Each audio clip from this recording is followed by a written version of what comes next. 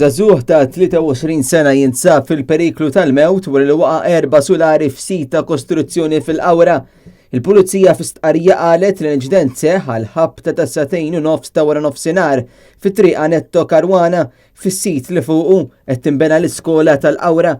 Il-ħaddiem li huwa mill-Mali waqa' 4 sulari meta nqasmet tavluna u sofra ġrieħi gravi f'rasu u f'idejh, fatt li qajjem dubji fuq kemm il-ħaddiem kien marbut fil-ħin tal-inċident. Il-Pulizija u tim mediku marru immedjatament fil-post minn fejn il-ħaddiem ittieħed lejn l-isptar Mater Dei b'ambulanza. Net News jista' jikkonferma li żagħżugħ mill-Mali ġarrab ksur f'diversi partijiet ta' ġismu. Il-Pulizija għadha tinvestiga dan il-każ.